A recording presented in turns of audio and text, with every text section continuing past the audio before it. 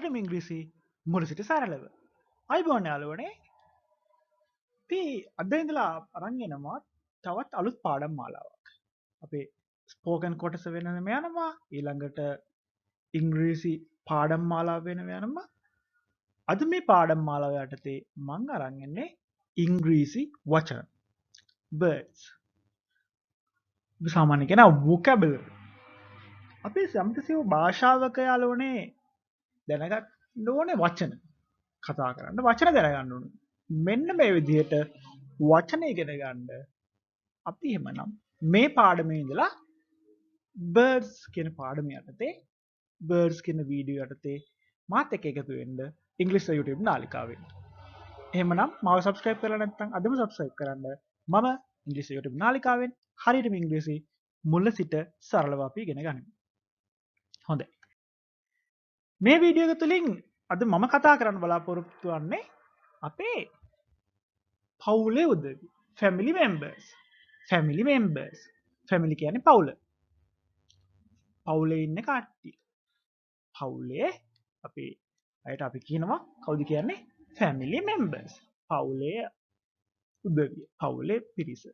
family members. වගේම තව වචනයක් තමයි මේ relationships. relationships. relationships. relationship කියන්නේ ආලෝනේ නෑදෑකම් නෑකම්. ඒ අනුව අපිට එන වචනයක් තමයි relatives. relatives. relatives කියන්නේ එතකොට නෑදෑයෝ. relatives කියන නාම පදයෙන් යාළුවනේ අපි කතා කරනවා නෑදෑයෝ. මේ විදිහට අපි මේ එක නෑදෑයන්ට අපි නෑදෑ නාමාන්ත්‍රණය කරද්දී අපිට පාවිච්චි කරන වචන තමයි අද මේ වීඩියෝ එක තුලින් මම ඔයාලට ඉදිරිපත් කරන්න බලාපොරොත්තු වෙන්නේ. හොඳයි. එහෙමනම් පළවෙනි එක විදිහට අපි බලමු. පියා. එහෙම නැත්නම් තාත්තා. අපි සාමාන්‍ය තාත්තා කියලා කියන්නේ. පියා. ඉංග්‍රීසි වචන තමයි father. ඊළඟට mother. mother කියන්නේ යාළුවනේ අම්මා. ඊළඟට තාත්තගේ තාත්තා. එහෙම නැත්නම් අම්මගේ තාත්තා. අපි කියනවා සීයා. සීයාට මොකද කියන්නේ grandfather. ආච්චිට grandmother. හරිම ලේසි. father කියලා මතක තියාගන්න තාත්තත් mother අම්මා. එහෙමනම් grand කියන කොටස දැම්මහම grandfather කියන්නේ සීයා, grandmother කියන්නේ ආච්චි. හොඳයි. ඊළඟට brother. brother කියන්නේ යාළුවනේ සහෝදරයා. sister සහෝදරිය. මෙතනදී අපිට මේ brother sister කියන දෙක අපේ වැඩිහිටි සහෝදරයෙක්ට උනත්, බාල සහෝදරයෙක්ට උනත්, අපි සම වයස කෙනෙක්ට උනත් ඕන කෙනෙක්ට මේ brother sister දෙක පාවිච්චි කරන්න පුළුවන්. අපි කිව්වොත් elder brother කිව්වොත් අයියා. ඒකට අපිට වඩා වැඩිමල්. වැඩිමල් සහෝදරයට අපි කියනවා elder brother. elder. අපි දන්නවා old කියන්නේ old. කියන්නේ වැඩිමල් කියන එක old. elder. elder කියන එකට වැඩිමල්. වැඩිමල් සහෝදරය අයියා. elder sister කියන්නේ යාළුවනේ අක්කා. එතකොට elder කියන වචනේ ආවොත් වැඩිමල් කියන තේරුම තමයි දෙන්නේ. elder brother, elder sister. ඒ වගේම යාළුවනේ මේ elder brother, elder sister වගේම අපිට තව පාවිච්චි කරන්න පුළුවන් මේක අපිට ලොකු තාත්තා ලොකු අම්මා කියලා අපි කියන්නේ. elder father, elder mother කියලා කියන්නත් පුළුවන්. අපි ඒක ගැන කතා කරද්දී මම ඊළඟට කොටසේ හොඳයි. ඊළඟට younger. younger කිව්වහම පොඩි. younger brother කියන්නේ මල්ලි බාල සහෝදරයා. younger sister බාල සහෝදරිය. නැත්නම් younger brother කියන්නේ මල්ලි, younger sister කියන්නේ නංගි. father පියා, mother මව, grandfather සීයා, grandmother ආච්චි, brother සහෝදරයා, sister සහෝදරිය, elder brother අයියා, elder sister අක්කා, younger brother මල්ලි, younger sister නංගි. ඔය විදිහට අපිට පාවිච්චි කරන්න පුළුවන්. ඒ වගේම යාළුවනේ තව එකක් මම මෙතනදී නැවත කියන්න කැමති මේ grand කියන එක අපිට. grandfather කියන්නේ සීයාට නම් ඉස්සරහට කතා කරනවා son කියන්නේ පුතාට grandson කියලා දාන්න පුළුවන් මුණුබුරාට. අපි ඉස්සරහ කැලලත් එක්ක ඒක කතා කරනවා. son. son කියන්නේ පුතා. son කියන්නේ පුතා, daughter කියන්නේ දුව. son පුතා, daughter දුව.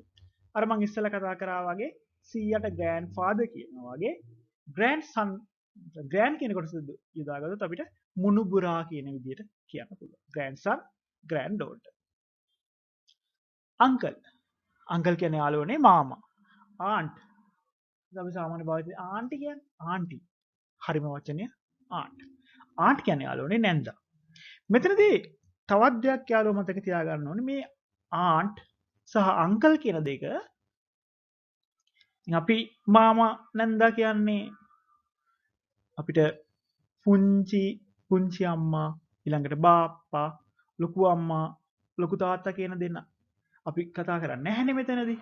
නමුත් ඉංග්‍රීසි භාෂාව තුළ එහෙම පුංචි ලොකු අම්මා ලොකු තාත්තා බාප්පා කියලා එහෙම වෙනසක් වෙන්නේ නැහැ. ඒ කටටත් කියන්නේ අංකල් ආන්ට් කියලාමයි. ඒ විදිහට අපිට පුළුවන් අංකල් ආන්ට් කියන එක අපි සාමාන්‍ය භාෂාවෙන් මේක පාවිච්චි කරන්නේ මාමා නැන්දා කියන වචන දෙක සඳහා. ඊළඟට බෑන ලේලි කියන්නේ තවත් වචන දෙකක්. බෑන අපි හිතමු තමන්ගේ සහෝදරයෙක්ගේ පුතාට බෑන කියලා කියනවා. ඒ අවස්ථාව අපි කියන්නේ බෑන nephew කියන වචනය. nephew ඒක යාළුවනේ nephew නෙවෙයි ph දෙකම ශබ්ද වෙන්නේ view විදිහටම ශබ්ද වෙන්නේ. කොහොමද ඒක ශබ්ද කරන්නේ? nephew බෑන. ඊළඟට niece කියනවා ලේලිට. මතක තියාගන්න මේ බෑන ලේලි කියන මේ වචන දෙක නැත්නම් nephew niece කියන වචන දෙක පාවිච්චි කරන යාළුවනේ අපි තමන්ගේ සහෝදරයෙක්ගේ පුතාට හෝ දුවට. සහෝදරයෙක්ගේ පුතාට හෝ දුවට. මෙතනදී මැරේජ් එකක් විවාහයක් නිසා අපිට ලැබෙන දැන් බෑන ලේලි කියනවා නැන්දම්මා ලේලි සම්බන්ධයි. නැන්දම්මා ලේලි. එතනදී අපි පාවිච්චි කරන්නේ in law කියන වචනයත් එක්ක තමයි ඒ son in law හරි daughter in law හරි පාවිච්චි කරන්නේ ඒ බෑන ලේලි කියන්නේ. නමුත් මේ new niece කියන දෙක අපි පාවිච්චි කරන්නේ තමන්ගේ සහෝදරයන්ගේ පුතාලා දුවලා ගැන කතා කිරීම සඳහා. එහෙමනම් ඊගාවට බෑන ලේලි කියන්නේ යාළුවනේ son in law. මෙතන මොකද්ද මේ son in law කියන්නේ මේ මෙයා පුතා වෙලා තියෙන නීතිය.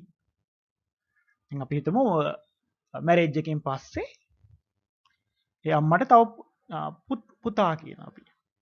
පුතා. කසාදේ නිසා, මැරේජ් එක නිසා, විවාහය නිසා. අපි මේ විවාහයෙන් පස්සේ හම්බෙනාට අපි කියනවා son in law බෑනට daughter in law ලේලිට. ඒ වගේම අනිත් පැත්තට මේ මාමන් සහ නැන්දට මාමන්ඩි සහ නැන්දම්ම කියලා අපි පාවිච්චි කරන father in law mother in law. ඊළඟට brother in law සහ sister in law කියන්නේ ওই විදිහට විවාහය මැරේජ් එක නිසා අපිට සම්බන්ධ වෙන සහෝදර සහෝදරියා brother in law සහ sister in law. මීට අමතරව අපේ අපි කිව්වා වගේ අපේ පුංචිලාගේ බාප්පලාගේ මාමලාගේ නැන්දලාගේ දුවලා පුතාලා අපි සාමාන්‍ය පාවිච්චි කරන්නේ cousin brother cousin sister කියන වචන. ඔන්න ඔය විදිහට අපිට පවුලේ උදවිය ගැන වචන ටික ඉගෙන ගන්න පුළුවන්. අපි නැවත පාරක් බලමු. son පුතා, daughter දුව, uncle මාමා, aunt නැන්දා, nephew බෑනා, niece ලේලි, son in law බෑනා, daughter in law ලේලි, father in law මාමන්ඩි, mother in law නැන්දම්මා, brother in law මස්සිනා, sister in law නෑනා, cousin brother මස්සිනා, cousin sister නෑනා. ඒ වගේම අපි තව දෙකක් ඉගෙන ගත්තා. grandson මුණුබුරා, granddaughter මිනිබිරි. හොඳයි යාළුවනේ. අපි එහෙමනම් අද පාඩමෙන් කතා කරේ family members ලා ගැන. අපි තවත් වීඩියෝ එකකින් ඉස්සරහට හමු. මම ඉංග්‍රීසි YouTube නාලිකාවෙන් thank you very much.